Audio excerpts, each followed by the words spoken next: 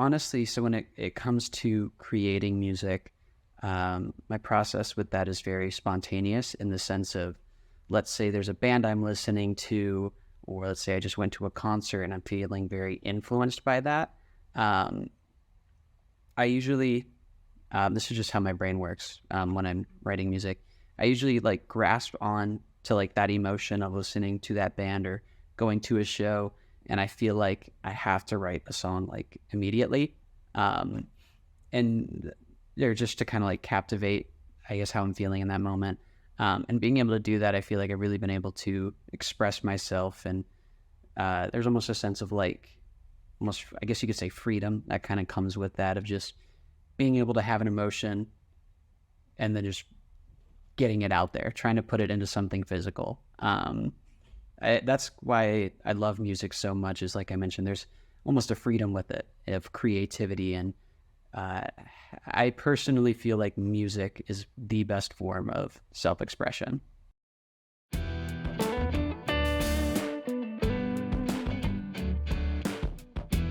Hello, it's Sophie McNamara with Finding Meaning. Today we're joined by Michael Brooker. Michael grew up in Arizona and has had different experiences playing music, including playing in a punk rock band and writing his own songs. In today's episode, we dive into those experiences. Thank you so much for tuning in, and I hope you enjoy the show. So my name is Michael. I am currently located in Austin, Texas, originally from Arizona. Practically, when it comes to a lot of my background, for the longest time, I was very focused on music, but as the times, I guess, went by, a lot of that started shifting into more marketing and brand management, and that kind of leads me to where I am here today. That's awesome. I'm so glad to have you with us today. So could you talk a bit more about you mentioned a bit about your background with music? Yeah, absolutely. So that pretty much started, I've been taking lessons, or I started taking lessons when I was like 6. But unfortunately, I was a very, I guess you could say, snot-nosed brat. And I was not a very nice during my lessons when I was taking them as a kid. So that kind of fell through. My parents were like, if you're not going to focus, we probably shouldn't take the lessons. And I was like, that's fair. But as time went by, I think I was around 14 years old. I just decided one day to just start trying to pick it up again. So through that, I just was watching YouTube tutorials, trying to figure out how to play songs that I liked at the time. And I started taking actual lessons again. And for some reason, it just stuck this time. Because of that, I've been very lucky enough to be able to partake in really cool like tours with bands, play a lot of local shows, and I guess just be able to creatively express myself. That's awesome. That's so cool to see your journey and kind of the moment you talked about when you were 14 where you decided to dive back in. Yeah, absolutely. I definitely, it's kind of funny looking back onto that, and I guess just seeing a lot of parents, I guess, try to force some sort of artistic lesson onto their kids at a young age, because I feel like you're only really going to stick with it if you actually want to do it. So I feel like that is a interesting example of that, and just by my own free will, I wanted to hop back into it. Yeah, totally. That's been something I've been thinking about as well, that balance of doing something through your own curiosity versus being supported by your parents or other figures to be exposed to different things. No, I completely agree. I feel like having the opportunity to be able to try so many different things, and I guess almost broaden your horizon of more, I guess, creative skills, is very important to do at a young age. But I feel like to some extent, to try to take that to a more extreme level, it definitely can get a little clouded. Another thing that kind of is interesting with that is the fact that we now have like the internet, which can help. It's really interesting how you can connect to people and ideas through the internet. And that's something I talked about with the last guest, Kendra. Like you mentioned that you started watching YouTube videos when you got back into music. When you started again when you were 14, was that learning guitar or different things? Yeah, originally I started by just picking up just the guitar that was in my house. It was very cheap, very poorly made, but I don't know, at that time that didn't really matter to me, and it still honestly doesn't. But I pretty much, uh, being 14 years old, I put on my favorite Green Day songs, and I would just look up tutorials on how to play said Green Day songs. And that kind of really helped me understand um, how to teach myself how to learn these songs. And I would probably spend a couple hours a day, I guess, just trying to force myself to just figure it out. And since I was so passionate about the music I was learning at that time, that really inspired me to, I guess, just stick with it and keep pursuing that, I guess, regimen of teaching myself. Did you have any change at that point in how you listen to music, or did you kind of have a different lens that you saw music through? I definitely feel like I did have a much stronger appreciation for music after, I guess, teaching myself and really going through that process, because I feel like there is just so much content out there. It's kind of just one big pool of new things to learn.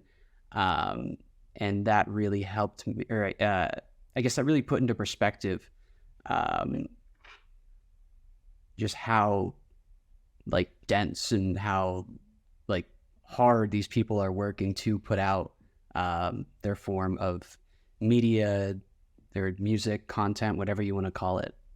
What was the process like as you then learned more and more? And did you start getting interested in writing your own music or anything like that? Yeah. So as I started learning, or I guess the process of me learning more, I would say I got quite lucky on, because I know not a lot of people usually have, or pretty much nobody has the exact same pathway that they take to get to where they are creatively. So the way I was able to start, since I originally started a little more self-taught, I was able to give myself a basic understanding of how to play the instrument. So when I started taking lessons, the teacher who I had at the time, they were a lot more, I guess, theory-centric and trying to figure out why we are playing what we're playing, and I guess understand the more, like I mentioned, theory side of everything. So I already had an understanding of how to play, and since I had a teacher who was willing to teach me the theory behind what I was playing, that kind of gave me, I guess, a really good understanding more of my goals, and I felt like I was able to hit those goals pretty well because of that. So it was a really comfortable process being able to, I guess, do it that way. And I felt like I was able to learn so much in such a short amount of time. I know you said it was a comfortable process, but did you have any frustrations or any moments of just feeling fed up? I feel like when learning anything, there's always going to be those moments of just not really understanding what's happening and starting to get frustrated as you don't really know how to like solve like a certain problem or something like that. So there was definitely multiple moments of me, I guess, almost getting burnt out with things like that. But what's really cool just about, I guess, any sort of artistic platform is there is so much that you can learn. So you can always just push it to the side and come back to it later whenever you feel ready to, I guess, tackle it again. When you've got that balance of, yeah, this is something that I might be learning because of the class, but I've also got my own curiosity, so I can kind of dive into another angle. Do you have any other tips that you might add for someone who is starting to either learn some stuff about music on their own or learn some stuff on their own alongside a class? Explore questions. If you are curious about how something works, start diving into that. There are plenty of resources on the internet today specifically where if you have any sort of thought about any like artistic ability, there's definitely somebody there to help give you a hopefully somewhat coherent explanation of that. So yeah, really dive into those curiosities and see what comes out of it. I love that so much, and I feel like that really relates to the theme of the show being the process and kind of figuring out those tactical things of how to kind of foster your own curiosity. And I feel like by knowing that asking questions is a good thing and kind of leaning into that, that can be really helpful. So I know you talked a bit about how you have transitioned more recently into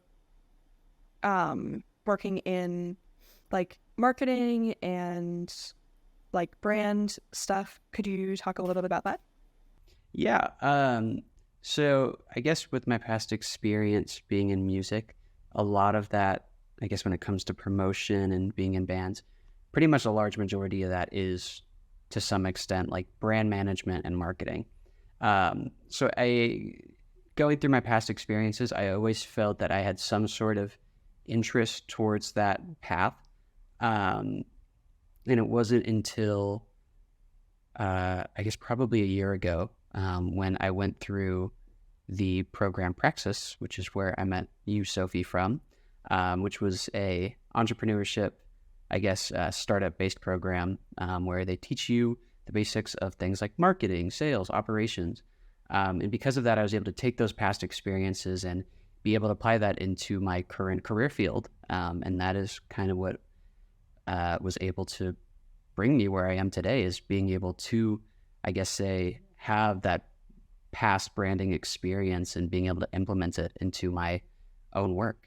Do you have any specific like lessons or kind of things you noticed from the band promotion side that you bring into any like marketing things you've done? Looking back to when I was in bands, one of the key things I took was how to shape a brand. So let's say figuring out a color palette for your social pages, or trying to figure out how to present yourself, or making logos and trying to figure out how to make the logos incorporate into your band's imagery and stuff like that. Definitely a lot more, I guess, creative kind of stuff versus very pen and paper business talk. So it is really cool to be able to, like I mentioned, have those experiences, and I feel like I'm a lot better at incorporating my own voice into my work today because of that. It's definitely two different things to be able to look at your work from a more professional standpoint and looking at it from a personal standpoint. Because at the end of the day, I guess it depends on the job, but you're getting hired for you. And to some extent, you need to be able to incorporate you into the work that you're doing. And like I said, that depends on the job. That depends on exactly what you're doing. But I feel like with my personal career path so far, I have kind of had to find an in-between of that personal to professional kind of level. Yeah, that makes a lot of sense that you would be more comfortable because it seems like figuring that kind of stuff out for a band, you'd have to think a lot about having like an authentic connection with the audience. Could you talk about any like musical things you've done that have been like in groups or like with other people kind of thing?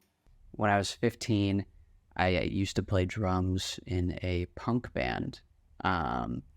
So that kind of, just being in that kind of environment by itself really started to broaden my, I guess, ideologies and horizon on just music, playing in bands in general. After that project happened, I ended up doing a lot more contract and I guess like short-term based work.